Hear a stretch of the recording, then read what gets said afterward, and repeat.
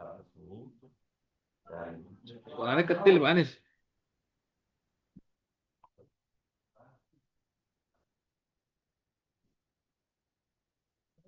sekali lagi kami sampaikan terima kasih kepada Pak Prab yang telah secara resmi membuka kegiatan penyusunan rancangan peta mutu penerapan model PMP bagi satuan pendidikan sesuai dengan SMP jenjang SD tahun anggaran 2025 ini secara resmi.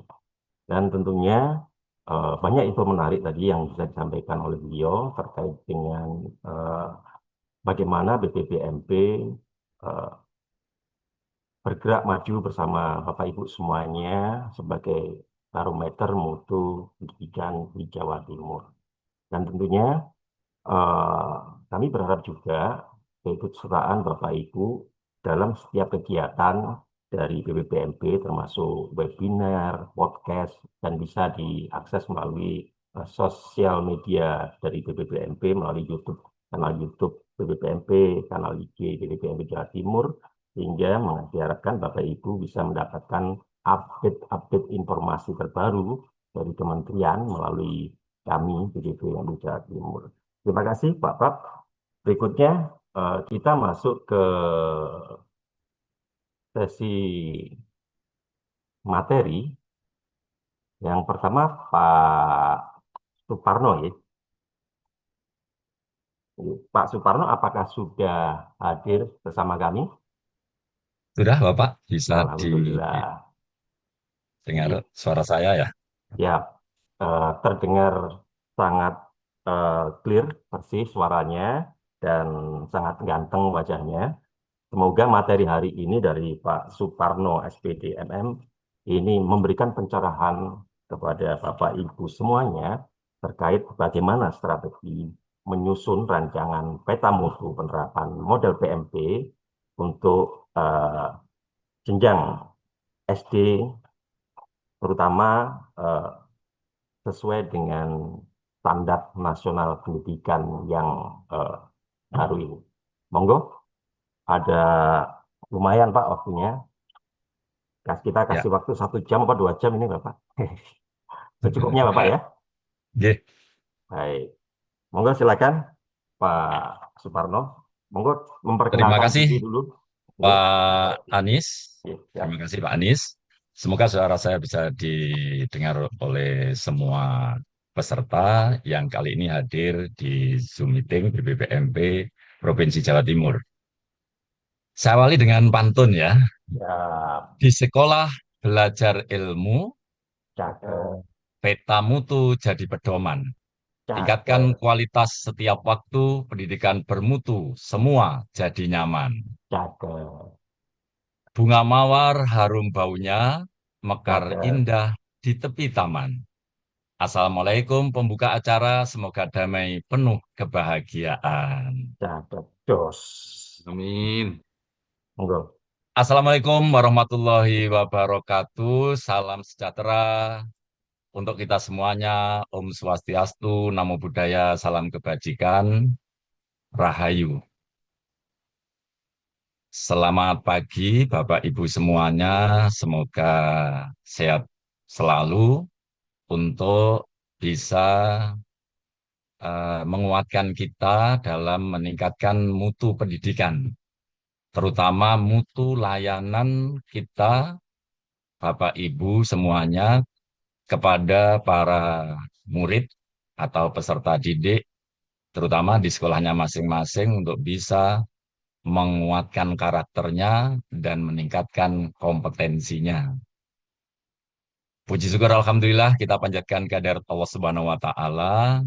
Pada hari ini kita semuanya dianugerahi sehat walafiat, kesempatan dan nikmat yang tak terhingga lainnya sehingga bisa mengikuti acara yang sangat spesial dari jenjang SD yang digelar oleh BPPMP Provinsi Jawa Timur dalam rangka untuk menyusun peta mutu bagi sekolah kita sebagai pedoman bagaimana kita melangkah seperti yang disampaikan oleh Bapak Kepala BPPMP tadi dalam upaya untuk meningkatkan mutu pendidikan tapi tetap berbasis pada rapot pendidikan dan berdasarkan standar nasional pendidikan. Karena menurut PP nomor 57 tahun 2021 yang mana ada perubahan di nomor 4 tahun 2022, bahwasanya setiap satuan pendidikan itu minimal mencapai SNP kalau bisa melampaui standar nasional pendidikan yang merupakan kriteria minimum yang harus dicapai oleh semua satuan pendidikan dalam rangka untuk meningkatkan layanan yang bermutu untuk semuanya sehingga bisa membawa murid-murid kita, generasi masa depan Indonesia yang lebih maju dan sejahtera sehingga mencapai Indonesia emas yang didambakan pada 2045. Baik, Bapak dan Ibu, para pejabat dari BPPMP Provinsi Jawa Timur yang tidak bisa saya sebutkan satu persatu, kemudian wabil khusus penanggung jawab dari jenjang SD, yaitu Bapak Dr. Wahyu Jatmiko yang hari ini juga hadir, beserta seluruh jajarannya, wabil khusus ini Pak Anies sebagai moderator, dan hari ini yang saya hormati bersama Bapak Ibu Kepala SD atau yang mewakili di sekolah yang menjadi sasaran, ya, sasaran untuk bisa memetakan mutu, kemudian menetapkan standar mutu, dan merencanakan serta melaksanakan yang hasilnya nanti dievaluasi sesuai dengan siklus SPMI. Dan kali ini mungkin sudah yang kesekian kalinya bagi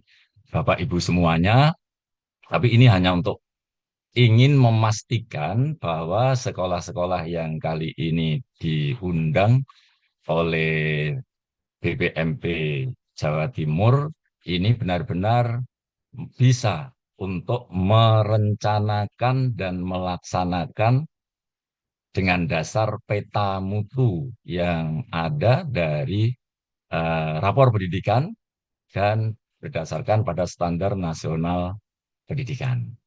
Baik Bapak Ibu, jadi saya hanya merefresh sehingga nanti Bapak Ibu akhirnya atau endingnya bisa merencanakan yang merupakan standar mutu yang ada baik di KSP, kurikulum satuan pendidikan yang kali ini merupakan, ada juga yang masih finalisasi yang merupakan jantungnya pendidikan, kemudian RKT. Nah ini, RKT ini satu program dan kegiatan 1 tahun ke depan, harapannya benar-benar merupakan layanan yang bermutu, merupakan perbaikan dari yang ada dan peningkatan dari yang sudah mencapai SNP. Kemudian dituangkan di dalam RKAS yang bisa dibiayai sesuai dengan kode referensi kegiatan yang ada di RKAS. Nah, inilah yang nantinya akan bisa bagaimana sekolah, khususnya di sekolah dasar, ini bisa meningkatkan mutu layanannya kepada murid yang menjadi pusat dari segala kegiatan, sehingga benar-benar berpusat pada murid. Baik, Bapak Ibu izinkan saya untuk share screen, ya, untuk share screen dari kegiatan ini.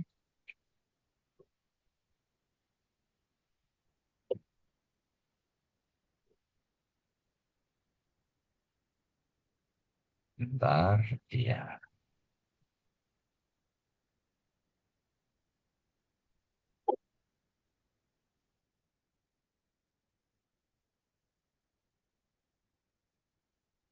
Ini Bapak Ibu.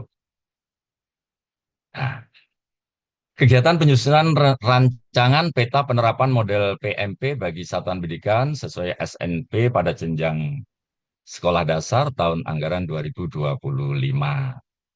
Baik, daftar materi yang akan kami sajikan pada hari ini, yang pertama adalah siklus penjaminan mutu pendidikan di satuan pendidikan yang biasa disingkat dengan SPMI, jadi merupakan siklus dari penjaminan mutu internal yang harus dilakukan oleh warga sekolah.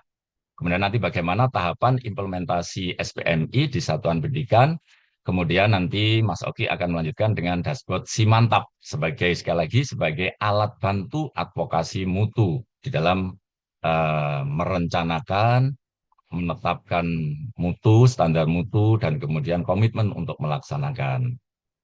Kita refresh bahwa ada 5 tahapan sebagai siklus untuk penjaminan mutu. Yang pertama adalah penetapan standar mutu. Penetapan standar mutu, kemudian yang kedua pemetaan mutu, yang ketiga penyusunan rencana peningkatan mutu. Jadi yang akan kita bahas pada hari ini kita batasi sampai dengan penyusunan rencana peningkatan mutu. Bapak Ibu ya. Nanti kalau sudah baru pelaksanaannya, kemudian pemantauannya kembali lagi dari hasil evaluasi, maka akan ditetapkan standar mutu yang baru. Nah, dalam penetapan standar mutu, Bapak Ibu, kepala sekolah bersama dengan warga sekolah itu menyepakati standar yang akan digunakan sebagai acuan di pendidikan dalam meningkatkan mutu pendidikan.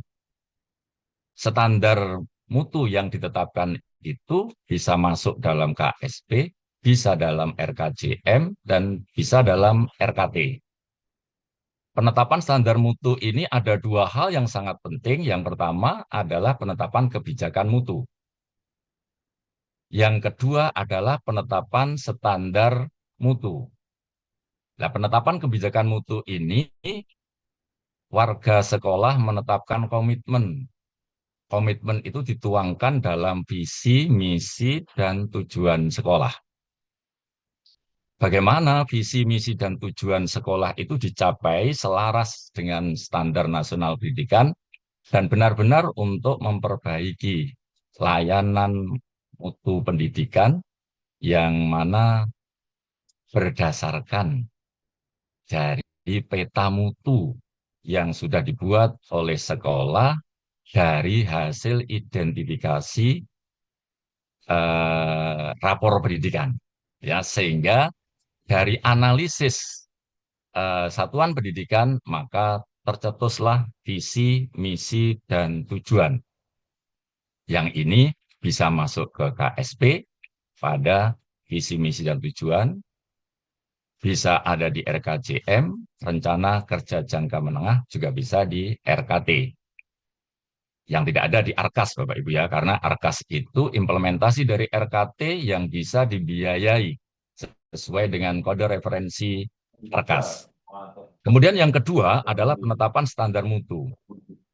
Penetapan standar mutu ini satuan pendidikan, mana mutu yang sudah tercapai atau yang belum tercapai. Kalau yang belum tercapai, maka ada usaha untuk pencapaian SNP. Bagi yang sudah mencapai, maka bagaimana kita bisa melampaui SNP atau di atas SNP. Kita ingat dulu, ya, yang di atas SNP itu bisa masuk ke RSBI zaman dulu itu ya.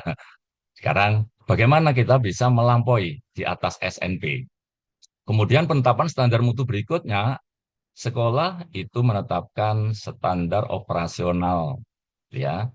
Jadi SOP atau POS terkait bagaimana pelaksanaan standar nasional pendidikan dalam rangka untuk mencapai bagi yang belum dan untuk melampaui bagi yang sudah. Nah, ini bagaimana kita bisa menetapkan standar mutu yang berupa penetapan kebijakan mutu maupun penetapan standar mutu. Sehingga baik yang ada di KSP juga ada di SOP setiap kegiatan yang ada di sekolah. Gitu ya. Jadi ada sudah SOP-nya. Itu merupakan penetapan standar mutu dalam rangka untuk pencapaian SNP maupun untuk melampaui SNP. Kemudian yang kedua adalah pemetaan mutu. Kepala sekolah bersama dengan warga sekolah melakukan analisis untuk mengetahui capaian, sejauh mana capaian dari standar nasional pendidikan, mulai dari standar yang pertama, SKL, kedua standar isi, kemudian ketiga standar proses, keempat standar penilaian, ya, atau penilaian ada di nomor 8 Pak, monggo, ya. Jadi sampai 8 standar itu kita sejauh mana capaiannya. Apakah sudah hijau berarti level baik, apakah masih kuning level sedang atau cukup, kemudian merah, ya warna merah berarti masih levelnya level kurang. Level-levelnya itu berarti masih level kurang gitu ya. Nah, kemudian kalau sudah tahu capaiannya baru menentukan masalahnya apa yang menjadi masalah. Kita kemarin sudah sepakat bahwa masalah itu sebenarnya utamanya adalah pada mutu dan relevansi hasil belajar, yaitu ada pada dimensi A, ya. Di situ ada kemampuan literasi, ada kemampuan numerasi dan karakter. Ini merupakan masalah utama yang harus diwujudkan untuk bagaimana para peserta didik atau murid itu bisa meningkat kompetensinya dan kuat karakternya. Nah, kalau sudah ada masalah, berarti nanti mencari akar masalahnya. Akar masalahnya apa? Lah, akar masalah itu bisa dari standar yang lain. Kemudian juga bisa cari akar masalahnya itu ada di rapor pendidikan. Ya, di rapor pendidikan sudah ada masalah dan akar masalah, kemudian kita bagaimana untuk menentukan solusi.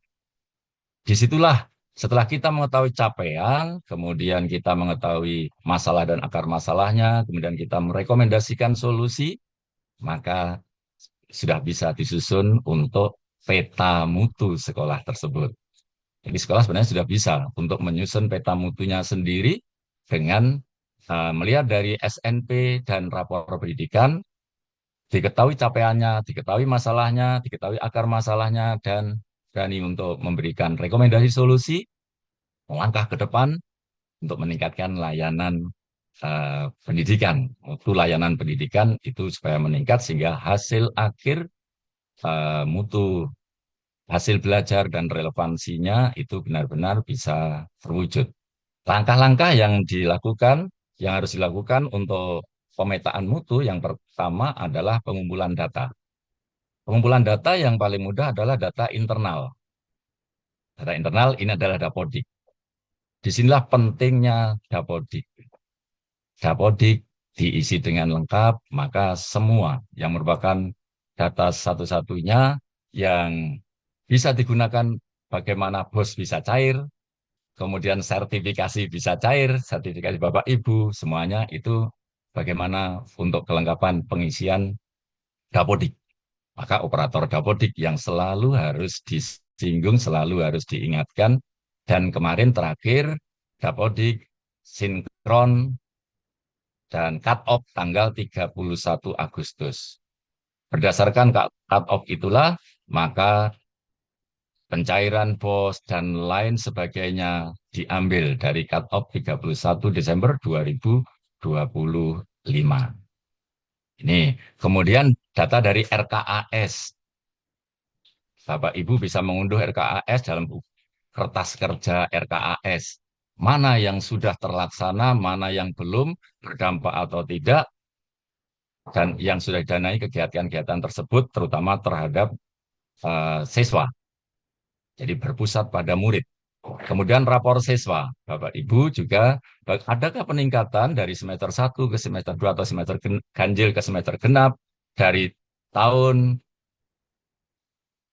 pertama, misalnya kelas 1 ke kelas 2, atau dari fase A ke fase B. Nah ini. Kemudian prestasi, prestasi sekolah. Ini merupakan data-data yang harus dikumpulkan dalam rangka untuk pemetaan mutu. Kemudian yang kedua data eksternal. Data eksternal ini eh, bukan ini ya, ini masih sama. Yang benar eksternalnya adalah dari akreditasi. Nah ini dari Badan Akreditasi Nasional. Sekarang BAN PDM, ya, Pendidikan Dasar dan Menengah. Itu merupakan data eksternal. Kemudian rapor pendidikan, itu juga merupakan data eksternal. Karena dari rapor pendidikan, yang mana juga ada dari BPS, ya, yang bisa untuk menganalisis angka partisipasi sekolah. Ya, ini dari rapor pendidikan sudah bisa didapatkan, baik terutama rapor pendidikan yang dari satuan pendidikan. Kemudian identifikasi masalah dan akar masalah. Ini Bapak Ibu setelah mengumpulkan data, maka mengidentifikasi baik data dari internal maupun data dari eksternal, melakukan pengolahan dan analisis.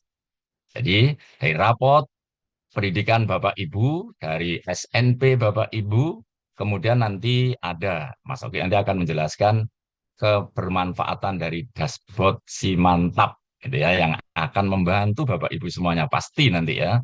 Oh, amat mudah ternyata dengan adanya si mantap. Itu bisa digunakan juga untuk mengidentifikasi masalah dan akar masalah. Kemudian yang ketiga, pemetaan mutu ini adalah perumusan rekomendasi solusi. Bapak Ibu, dalam perumusan rekomendasi solusi ini bukan kalimat menyuruh, tapi merekomkan sebagai inspirasi, ya. Inspirasi dari tim ini bagaimana bisa untuk meningkatkan layanan yang bermutu dan perbaikan dari yang perlu perbaikan. Ini bisa mengambil dari unduhan rapor pendidikan, ya. Bisa mengambil dari unduhan rapor pendidikan. Di situ ada rekomendasi keseluruhan, ada rekomendasi prioritas.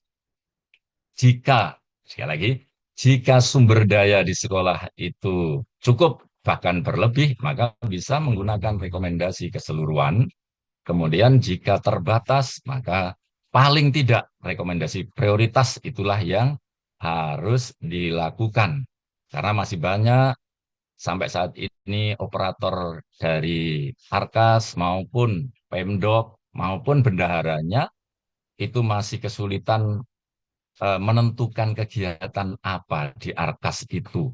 Itu dana BOS, baik BOS reguler, BOS kinerja maupun BOS daerah bagi yang mendapatkan untuk bisa menuangkan di dalam perencanaan yang benar untuk mengobati masalah, bahkan akar masalahnya itu masih kesulitan. Nanti insya Allah dengan kegiatan ini, dengan adanya referensi Arkas, serta referensi solusi benahi, baik dari rapor pendidikan maupun dari SNP yang nanti si mantap akan menyajikan, itu sekali lagi bukan satu-satunya, tetapi sebagai inspirasi. Hanya bisa menyiapkan sementara hanya 3, padahal masih banyak ya. Jadi dengan adanya tahu itu, saya yakin pemikiran Bapak Ibu nanti akan berkembang sehingga benar-benar di Simantap itu merupakan inspirasi yang luar biasa bagi Bapak Ibu untuk membuka cakrawala pandang bagaimana mencari solusi yang terbaik untuk mengobati akar masalah dari masalah yang ada di pendidikan atau di sekolah Bapak Ibu semuanya. Kemudian skema peta mutunya Bapak Ibu, tadi pengumpulan data, kemudian identifikasi masalah dan akar masalah, dan perumusan rekomendasi solusi. Dari 3 kegiatan ini, Bapak Ibu sebenarnya sudah bisa mengumpulkan jadi satu yang dinamakan dengan peta mutu satuan pendidikan. Ya, jadi skala untuk bagaimana memetakan pemetaan mutu sehingga menjadi buku, ya gitu ya. Peta mutu satuan pendidikannya masing-masing dengan 3 langkah ini, maka Bapak Ibu nanti sudah bisa menyusun sendiri satuan pendidikan itu yang akan selalu dibenahi secara berkelanjutan untuk bisa minimal mencapai standar nasional pendidikan, kalau bisa malah melebihi atau melampaui standar nasional pendidikan. Baik, saya hanya mengingatkan, merefresh saja bahwasanya dalam identifikasi masalah dan akar masalah dengan 8 standar nasional pendidikan itu ada 3 framework, ya. Jadi ada 3 kerangka kerja, yang mana yang pertama adalah framework 17. Ini artinya bahwasanya standar kompetensi lulusan itu menjadi masalah utama dan memandang bahwa setiap standar nasional pendidikan itu punya kedudukan yang sama, setara, untuk bisa menyelesaikan, bisa memberikan solusi yang tepat, bagaimana SKL bisa meningkat kompetensi literasinya, numerasinya, maupun karakternya. Mulai dari standar penilaian, standar isi, standar proses, pengelolaan, PTK, dan standar pembiayaan, serta Sarpras ini mendukung bersama-sama dalam posisi setara sebagai proksi akar masalah. Yang perlu menjadi prioritas adalah skor yang paling rendah untuk menentukan prioritas standar yang perlu diintervensi, yang perlu digarap dulu, gitu ya. Ini. Kemudian juga ada identifikasi masalah dan akar masalah framework 134. Framework 134 ini masalahnya adalah SKL. 7 standar yang lain tidak setara, ya. Jadi menganggap tidak setara sehingga yang langsung bisa untuk menentukan atau proksi untuk bisa menyelesaikan masalah di SKL adalah 1 SI, standar isi, 2 standar proses, dan 3 standar penilaian. Sedangkan sub akar masalahnya adalah standar sarana prasarana, standar biaya, standar PTK, dan standar pengelolaan. Dan masing-masing standar ini mendukung standar isi, standar proses, standar penilaian. Jadi tidak langsung sub akar masalah itu berpengaruh kepada SKL. Ya, ini yang biasanya terjadi kesenjangan nilai, Bapak Ibu. Jangan label, ya, kesenjangan label atau kesenjangan nilai di antara sub akar masalah dengan SKL. Tapi kalau nilai yang ada atau label yang ada itu sudah setara, maka menggunakan framework yang paling efektif ya.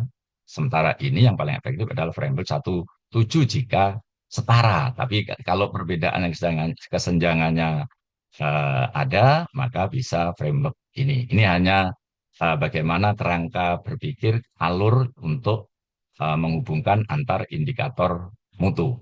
Kemudian yang ketiga adalah framework 1313. SKL masalah, SPR-nya akar masalah. Namun di dalam sub akar masalah itu ada standar pengelolaan yang notabene standar pengelolaan itu dipegang oleh pengelola satuan pendidikan. Tugas utama sebagai pengelola satuan pendidikan adalah kepala sekolah. Jadi sudah punya semuanya tapi kepala sekolahnya lemah misalkan gitu ya. Di dalam pengelolaannya atau bahkan kuat yang dimiliki standar sarana prasarana sedikit, ya biayanya sedikit, PTK-nya ya cukupan, kemudian tapi kepala sekolahnya luar biasa. Maka ini akan bisa mendongkrak, dia bisa mengelola yang serba terbatas untuk bisa meningkatkan di prosesnya, di isinya, maupun di penilaiannya. Sehingga akan berdampak tentunya pada masalah utamanya, yaitu SKL. Nah, ini saya yakin Bapak Ibu yang mengetahui dirinya sendiri berdasarkan identifikasi masalah dan akar masalah, tentu akan bisa memilih framework yang tepat. Jadi tidak ada framework itu yang paling bagus, tapi sesuai dengan kebutuhan sekolahnya. Nih. Oke. Kemudian kalau masalah itu sudah ditemukan, contoh saja, misalkan masalahnya adalah kemampuan literasi, yaitu A1. Maka akar masalahnya yang langsung adalah standar proses. Ternyata standar prosesnya kualitas pembelajar dan iklim inklusivitas. Kualitas pembelajaran ada di D1, iklim inklusivitas ada di D10. Ya. Kemudian standar penilaiannya ini ada di D12, yaitu dukungan psikologis yang mana ada umpan balik konstruktif menurut guru dan umpan balik konstruktif menurut murid. Tapi di sini yang bermasalah justru misalkan umpan balik konstruktif menurut guru. Ini. Dan yang pengaruh tidak langsungnya adalah standar pengelolaan. Ternyata banyak yang lemah program dan kebijakan. Apa program dan kebijakan ini? Yaitu program dan kebijakan sekolah maupun kepala sekolah yang sudah disepakati yang berupa biasanya SOP tadi Bapak Ibu ya. Jadi setiap misalkan ruangan itu ada lab, nah SOP-nya bukan lab bagaimana. Nah, ini kadang-kadang belum ada, tapi sudah dilaksanakan. Tapi yang tertulis atau yang sebagai acuan dalam melaksanakan mutu yang sudah menjadi standar gitu ya, yang mana supaya komitmen untuk melaksanakan ini belum tertulis. Sehingga program dan kebijakan ini belum ada, program kebijakan perundungan, program kebijakan bagaimana penanganan kekerasan seksual, hukuman fisik, dan lain sebagainya. Kemudian standar Sarpras yang lemah indeks kelengkapan Sarpras. Nah ini, kelengkapan Sarpras. Kemudian standar PTK bersertifikat. Ini kita harus koordinasi atau sering-sering ke dinas kalau misalkan ada PPG, gitu ya, PPG dalam jabatan. Nah itu segera untuk didaftarkan supaya nanti yang memenuhi syarat tentu akan mendapatkan kesempatan PPG mendapatkan sertifikat. Kemudian juga dukungan untuk refleksi guru. Ternyata lemah ya di PTK-nya. Siapa yang beri dukungan? Tentunya kepala sekolah. Tanpa ada dukungan kepala sekolah, maka guru tidak akan bisa untuk saling sharing, bertukar pendapat, kemudian ini yang disebut dengan refleksi, sehingga kesalahan atau kekurangan atau kelemahan sekecil mungkin dideteksi secara dini kalau ada dukungan refleksi kepada guru untuk guru bisa melaksanakan refleksi pembelajaran khususnya. Kemudian guru kualifikasi S1. Apabila ada yang belum, maka bisa didorong untuk bisa S1 karena syarat guru kualifikasi, jadi syarat ijazah minimal guru itu harus S1 atau D4. Nanti kalau sudah bersertifikat, maka dapat gelar guru profesional dan siap untuk mendapatkan tunjangan profesional. Ini Bapak Ibu. Kemudian, kalau nanti sudah, maka akar masalah dan masalahnya sudah ditemukan. Aktivitas yang ketiga adalah mengambil solusi perbaikan mutu yang disebut dengan perumusan rekomendasi solusi. Jadi bukan hanya sekedar rekomendasi, tapi rekomendasi solusi. Jadi mengatasi masalah tadi, solusi apa yang tepat, efektif, efisien untuk bisa benar-benar membenahi, ya, membenahi dari kegiatan yang telah dilakukan oleh sekolah, yang mana sudah merupakan standar yang ditetapkan, tapi masih belum berdampak atau belum mencapai yang maksimal atau yang optimal, masih perlu perbaikan. Maka perlunya rekomendasi solusi. Akar masalahnya tadi kualitas pembelajaran dan iklim inklusivitas. Maka rekomendasi solusinya, bentar lain ini pengelolaan kelas yang mendukung pembelajaran serta penerapan penghargaan dan sanksi secara proporsional untuk mendukung peningkatan kualitas pembelajaran. Ini rekomendasi solusinya. Kemudian untuk pengaruh yang tidak langsung, itu pengembangan standar pengelolaan ya, dalam pengelolaan program dan kebijakan. Gitu. Kemudian rekomendasi yang bisa dibiayai oleh BOS yang masuk rekomendasi RKAS dalam rangka untuk memenuhi rekomendasi solusi tadi, pengelolaan kelas itu bagaimana? Di BOS sudah ada kode referensi yang nanti pasti bisa dibiayai, yaitu peningkatan kompetensi guru untuk memahami kurikulum dan cara mengajarkannya. Peningkatan kompetensi guru untuk pengembangan diri dan refleksi. Kemudian juga peningkatan kompetensi guru untuk pembelajaran yang berorientasi kepada peserta didik. Nah, ini kegiatan-kegiatan ini bisa dibiayai dan bisa masuk ke Arkas, aplikasi RKAS. Kemudian yang pengelolaan, standar pengelolaan itu kegiatan yang bisa dibiayai oleh BOS reguler adalah peningkatan kompetensi guru untuk keterlibatan orang tua dan masyarakat dalam pembelajaran. Jadi sekarang melibatkan orang tua dan masyarakat dalam pembelajaran itu halal Bapak Ibu ya. Jadi diperbolehkan bahkan bisa dibiayai dari BOS. Kemudian penyusunan perencanaan program satuan pendidikan. Visi, misi, tujuan sekolah yang tadi merupakan penetapan standar mutu itu ada di visi, misi, tujuan. Kemudian dituangkan juga di dalam RKJM, RKT, dan RKAS. Kemudian juga pengembangan dan pelaksanaan program kerja kepala sekolah. Ini juga bisa dibiayai Bapak Ibu. Kemudian pendataan dapodik, jelas sudah ya, bisa biayai operatornya, ada yang 75 ya, ada yang hanya 50, dulu ada yang 125 per bulan. Ya, ini semuanya maksimalnya sudah ditentukan dan sesuai dengan sumber daya yang ada di sekolah, kemampuan sekolah dalam penganggaran. Kemudian pelaksanaan monitoring, ini juga bisa. Monitoring program kegiatan sekolah bisa dibiayai. Juga bisa tidak dibiayai. Kalau tidak ada kan tidak dibiayai Bapak Ibu. Kalau ada, ini boleh. Jadi kalau masih ada uangnya di pos, boleh dibiayai.